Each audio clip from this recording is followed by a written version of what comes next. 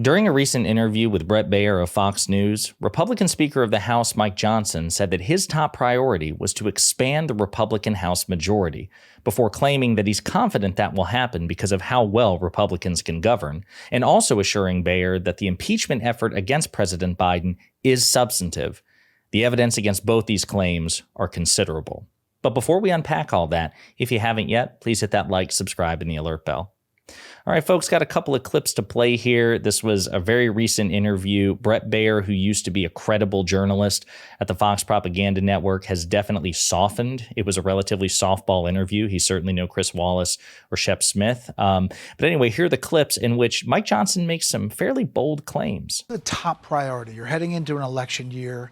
You've got a very slim majority, and it's actually getting narrower as you lose a couple of members like George Santos and others. What's the top priority? Well, the top priority is to keep and grow our majority. Why? So we can save the country from the policies that are destroying it. The Biden administration, in our view, has been an abject failure for the people. The Democrat majority in the Senate has been accomplices in that, and we've got to turn this thing around. I'm very bullish on the future, Brett. I think we're going to have a great election cycle for conservatives and Republicans because we're offering an alternative to all this. We have answers to all these great challenges, and our candidates and our incumbents are excited to get out there on the campaign trail and talk about that. If they have a good election cycle next year, it will be entirely because of Donald Trump and the fact that the GOP is largely a cult of personality. It's certainly not because of anything Mike Johnson has done. I mean, has he taken a look at the last two election cycles, 2023, the 2022 midterms? People seem pretty fed up with the so-called conservative agenda, especially since, Christo-fascists like Mike Johnson want to rip reproductive rights away from America's women, take away their right to birth control, take away the rights of gay people to get married, et cetera, and so forth. But whatever. This is another clip from Mike Johnson in which he again conveys his basis for his belief that 2024 will be really good. All the grassroots is excited. We have to deliver on that. If we can demonstrate that we can govern well, and I think we can, I think we're going to grow this majority. I think we're going to win the Senate and the White House. Based on what evidence does he make the claim that he thinks the Republican Party can govern? I was tempted to go back through all my sources and find all the clips that we have played over the past 3 months of Republican Congress people and senators, elected officials, openly admitting time after time after time that the Republican Party sucks, that they can't govern, that they've gotten nothing done, that they're incompetent. People like Chip Roy, people like Marjorie Taylor Greene, Kevin McCarthy's even admitted it a time or two. But I think we've played those clips enough that you remember them. So suffice it to say, I will remind you that the vast majority of the American people think that the House Republicans have prioritized the wrong things, okay? 70% of the American people believe that House Republicans are focused on the wrong things. What are they focused on? Well, they're focused on impeaching President Biden. We'll get to that in a minute. But just in case you need to put some additional numbers to it, consider this. This is from House Oversight Committee Democrats.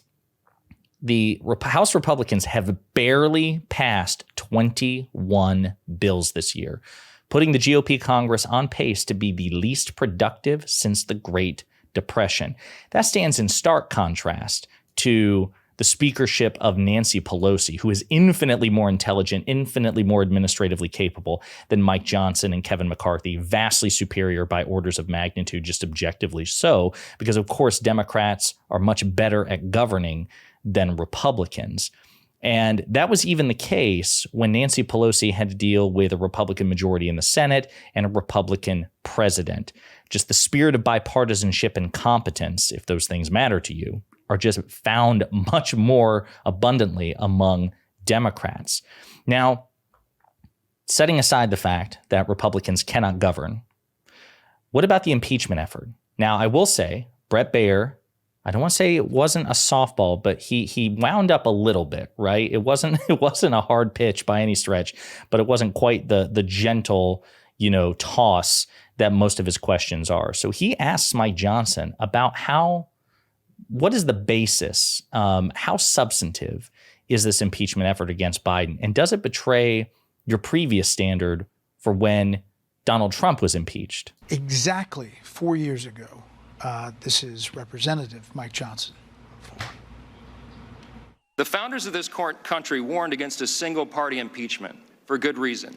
They feared that it would bitterly and perhaps irreparably divide our nation. As the next election in 2020 is drawing so close now and their candidates for president are so terribly weak, they obviously met somewhere at liberal high command about 75 days ago and convinced Nancy Pelosi they had to pull the trigger. I hope and pray that future Congresses can and will exercise greater restraint. So the moderates in your caucus would say, why not exercise greater restraint now? Well, we've shown great restraint. I mean, there are a lot of people who are frustrated that this hasn't moved faster, but there's a big distinction. I stand by every word I said in that video. There's a big distinction between what's happening now and what the Democrats do. Those were rushed, sham impeachments. They did it quickly. They did not follow any of the procedures that I just described. We have 3 committees investigating this and following the truth where they lead, and they have no option in doing anything else. It's Ways and Means, Judiciary, and Oversight, and they've uncovered some alarming facts about the Biden family and their dealings.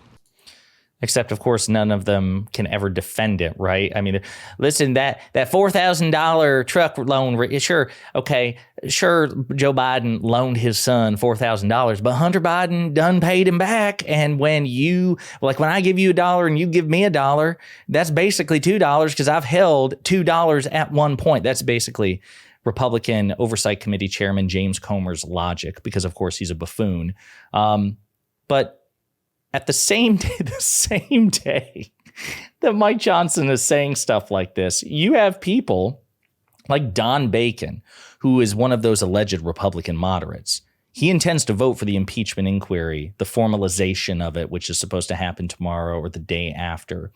And yet, after he said that, I'm going to vote for it anyway. This was reported by The Messenger. Some House Republicans admit there's no evidence to impeach Biden. Probably not, said Don Bacon, representative of Nebraska, said Tuesday when asked if Biden committed high crimes or misdemeanors, which is the standard by which you impeach a president. Probably not, said Don Bacon. They're getting millions of dollars off the Biden name. That's not to say there was a crime by the president, but he's going to vote for the impeachment inquiry anyway. And this is after a year of effort. And it's not just Don Bacon. This guy, and I'm blanking on his name. I just blanked on his name. Ken Buck, somebody we talked about quite a bit on this channel. This guy is a member of the Freedom Caucus. He was a strident supporter of Donald Trump. He believes in a complete federal abortion ban, no exceptions for rape, incest, health of the mother. He thinks climate change is a hoax. This dude is as far right as a Republican can get. This is what he had to say about the impeachment effort against the president. So what do you say to Speaker Johnson about the argument that he's making? He's basing it on the facts, and he's now supporting the very thing that he said was so terrible a few years ago. Well, he was absolutely right in 2019. This is not the way to run a Congress. It's not the way to run a House. We should not be engaging in retribution politics and retribution impeachments. There you have it. I mean, even then, Ken Buck is taking the case that he doesn't agree with the impeachment efforts against Donald Trump back in 2019 and 2021. So it's not like he's a rhino. He's a rhino, as Donald Trump would say. This dude still has his conservative bona fides. He still has his profoundly extreme conservative beliefs.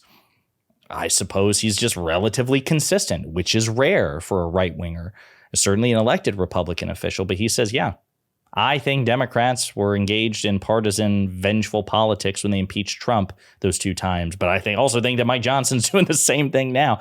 No matter how you slice it, the basis just isn't there. It is the hypocrisy continues. I mean, it shouldn't. It really shouldn't. It shouldn't surprise me. It probably shouldn't surprise you. But sometimes I just can't help but laugh. And of course, by the way, Brett Baier didn't follow up on any of that. He didn't push him. He didn't press him. He didn't exercise any sort of journalistic credibility. He didn't challenge Johnson the way he would almost certainly challenge a Democrat if the shoe were on the other foot.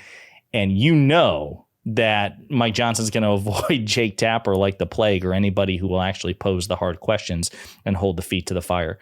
Folks, this is insane. The Republican Party can't govern. Their focus is exclusively on trying to impeach the president. At the end of the week, the House goes into recess, and then they come back in January. And then we have, part of that staggered continuing resolution, which will shut down the government to address in a couple of weeks.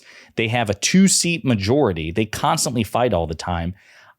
we may end up facing another government shutdown or a looming threat of a government shutdown again. I have absolutely no confidence that Republicans can get their act together in terms of keeping the lights on for the federal government, which would benefit both conservatives and progressives, red states and blue states.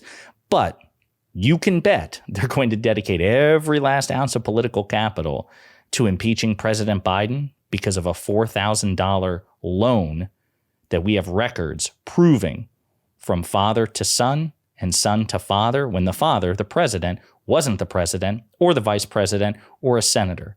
That's what this is based on. Let me know what you think in the comments.